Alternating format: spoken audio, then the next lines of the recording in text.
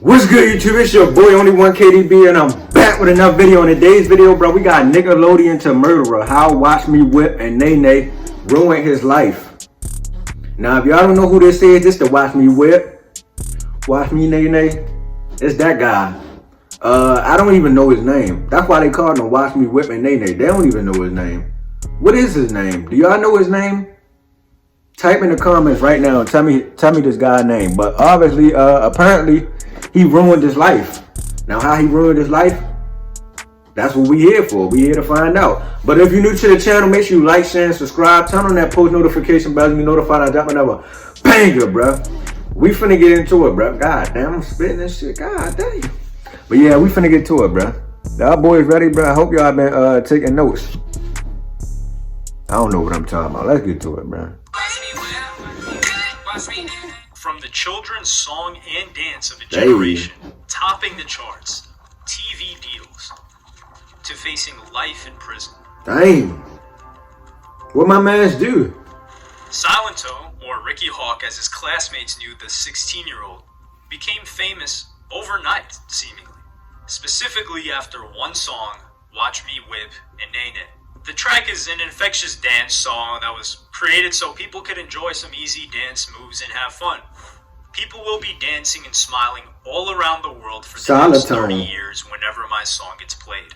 In 2015, the track quickly became viral and appeared on major listening platforms like iTunes, YouTube, Vine, and SoundCloud. Soon after, the track reached number 3 on the Billboard Hot 100 and stayed there for 6 weeks straight. The single for a while was topping iTunes in 15 countries and on the UK's Shazam charts. In fact, Silento got the plaque at a renowned LA Troubadour Club as part of Capitol Records' 3rd annual Capitol I know he was lit when he was in school. Moreover, Silento was nominated for the Choice R&B Hip Hop Song category at the Teen Choice Awards, and he made a few appearances on different live TV shows like Good Morning America and Live with Kelly. It wasn't just the dance moves that brought Silento to fame and popularity, though. A lot of the thanks goes to the entertainment brand Dance On and the music distribution company TuneCore, which are responsible for the initial buzz around Watch Me. Before the song appeared on Dance On's radars, it reached success on Instagram and Vine, when Camille Moussard, who was head of video at TuneCore, spotted it and brought it to Dance On's attention. It was kind of like putting two ingredients together. One was the dance and the influencers of the dance network, and the other one was a song that everybody was eager to listen to, but they just didn't know about it yet. To create the hit, knowing the moves of the 21st century weren't enough, Silento worked with Bolo the producer. He reached out to him on Instagram, and he spent a couple of weeks making his case to him, as the latter had some reservations about creating the song, but in the end he agreed. For like 2 months, he kept trying to tell me, hey, I got this song. It's going to be a hit record. And I thought it was the craziest idea. For a hit record, it has to be the perfect song, perfect beat, perfect timing, perfect everything. Plus, having the dance come from Atlanta, which is a very young the dance came from Atlanta? There were a lot of groups dancing to it online, and it spawned so many videos on these apps. Moreover, the song gave a push to other artists such as Ayo and Teo. Well, I remember I used to songs with a similar vibe, although none of them had the same potential to be the next viral craze. Watch Me was said to have grown on people because of the power of online video platforms, specifically hashtags, Vine, and Instagram video. While still being in school and getting famous, Silento said in an interview, after Watch Me blew up, the kids who were always disrespectful to me in school began to show respect and say, "What up?" to me when I would see them in the halls. Fame in high school was a blessing since the music kept me focused. I would have said, nigga, get away from me, bro. You used to disrespect me. Happy. It was a distraction to any negative energy that had come my way. And then continued about important lessons he made while being that famous among his peers. I learned that if you put in the work, believe in yourself, and ignore the noise or pressure to stop doing what you're doing, and putting in the work, respect, success, and happiness will come. I always kept that positive mindset and smiled at everyone at school in the hallways, still saying hi to those who doubted me because there's no reason for any hate out there. I want everyone to win and be happy. Great However, guy. At the same time, fame at such a young age so taught we me not do to it. trust anyone. Follow through with my word and live my life the best way I want to create for myself. Need to keep going through those hurdles and do what you want to do because at the end of the day, you're in control. While it seems that being successful at a young age can bring a lot of good, it didn't seem to be all roses and sunshine for Silento, because he went through some struggles with mental health and even took a break from performing and composing to focus more on his mental well-being. Damn. Legal problems. In 2017, the chain of legal issues involving Silento started. The very first episode was when Silento would not leave the UAE, or the United Arab Emirates, due to a business dispute. The grounds of the dispute were that Silento did not show up for the two shows that he had to perform at Al Ain and Abu Dhabi on the 18th of February. At Al Ain and Abu Dhabi on the 18th of February. As the owner of event organizer Mackey Entertainment, Mackey Taj El Sir Abdul Halim said, "He didn't show up. I just wanted to get my own money back. I don't want to ruin his reputation." Abdul Halim wanted to recover performance fees, travel, and marketing costs, which were estimated at 300,000 dirhams. Was he signed? $81,500. The court ruling ordered Silento to pay the said amount of money. On the 20th of February, a travel ban was placed on Silento, and he was commanded to surrender his passport to the court until the money was paid off. A representative of Silento in the Middle East, Jenna Kadum, stated that the allegations were in question, and in fact the promoter himself was guilty of not living up to his end of the deal. Silento did not cancel any shows at all. Was this nigga signed, bro, or was he like independent? Cause Watch Me Whip and Nae-Nae, bro, that's supposed to got him signed, like the some record label, or he probably didn't want to sign. I don't know if he was signed or not, bro. But let's continue. Rapper only learned of the travel ban against him on Wednesday. There was no comment from Jenna on whether Silento handed his passport or not. The U.S. Embassy in Abu Dhabi did not comment on the matter either. Silento became aware of the legal issues early Thursday when he finished the show in a Dubai nightclub. "I can't even leave the UAE, but I'm still in the club."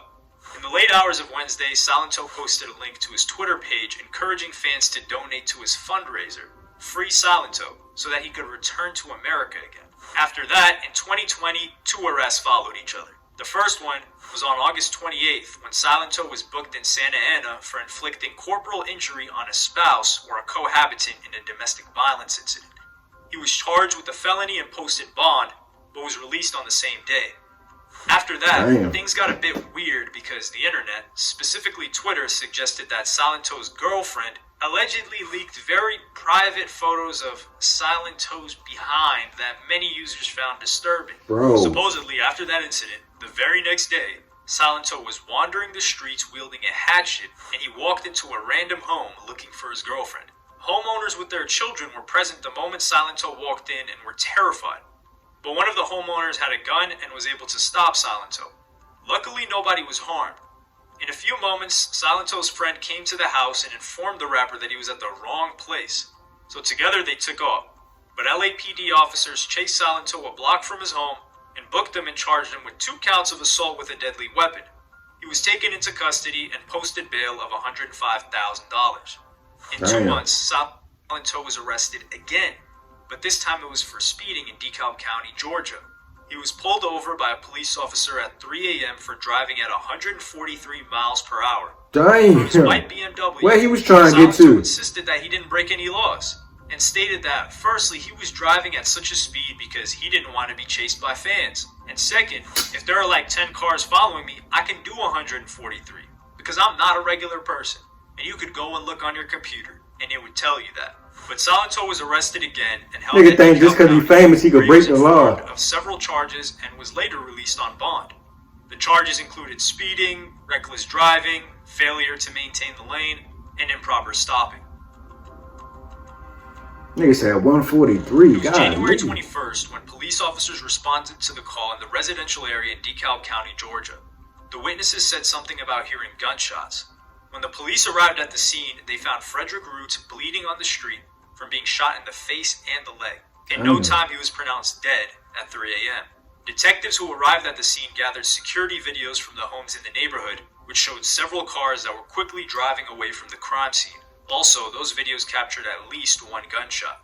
Near the body, detectives found 8 bullet casings. At that moment, it wasn't clear who was the main suspect and what was the motive of the crime. But soon after, police determined that Silento was a suspect and probably committed the crime. It remained unclear how police found out that it was Silento. On the police department's Twitter page appeared an announcement.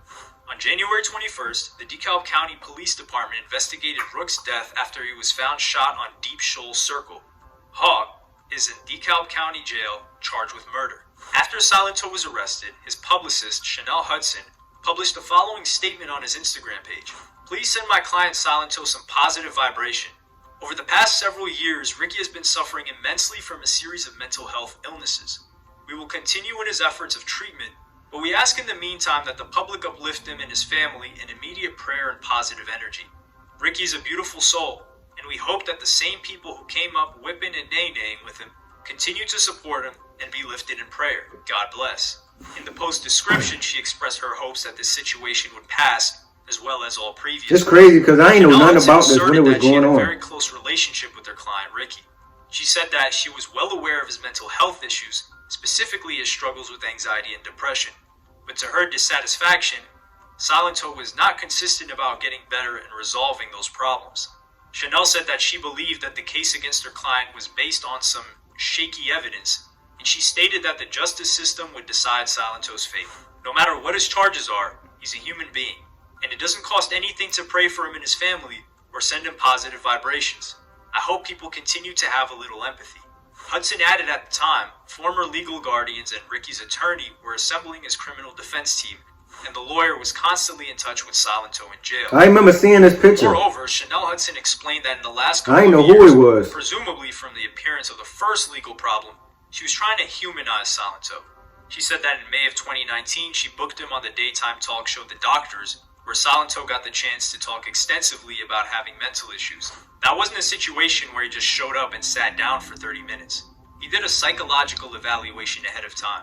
It was a 4 or 5 day process. While being on the show, Silento explained that he was already born with marijuana, cocaine, and heroin in his system. He mentioned his struggles with anxiety and depression, and said that it was highly likely that he was prescribed ADHD medication by mistake. I don't know if these demons will ever go away. Chanel also pointed out the fact that Ricky was suffering from depression wasn't based on him being a failure. Quite the opposite, Silento was traveling around the globe, frequently performing, and making constant appearances on various children's television shows and programs. But when the pandemic took over, Silento broke to pieces and allegedly attempted suicide at the beginning of 2020. But unfortunately, nobody was really paying too much attention to what was happening to him.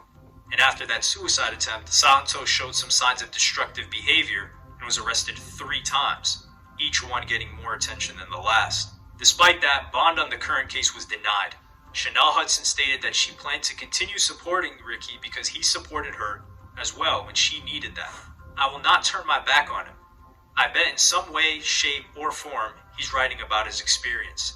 On February 1st, Silento was charged with malice murder and felony murder. In a few months, Silento was booked into an Illinois jail on 1 count of murder. At the court hearing on June 9th, the judge looked over his mental health history and stated that he was a danger to society. Prosecutors on the cases stated that Ricky's grandparents wished their grandkid would stay in prison to prevent him from being a threat to himself and other people. And on August 3rd, he was indicted on charges of malice murder, felony murder, aggravated assault, and possession of a firearm while committing a felony. His trial is yet to begin, and he has not yet taken any guilty plea. But it's one shocking turn of events that the man who created one of the biggest children's songs of the last decade is now facing life in prison at the young age of 24. Golly, bro, that's sad, bro. I didn't know he was that young. He was 24, bro. That's crazy. But anyway, bro, that's gonna do it for the video, bro. If y'all enjoyed that video, make sure y'all like, share, and subscribe. Turn on that post notification bell so you're notified when I drop another banger, bro. That's crazy, bro. So young, bro, but you never know what people be going through, bro. But let's get out. Let's get out. I'm finna get out of here, bro.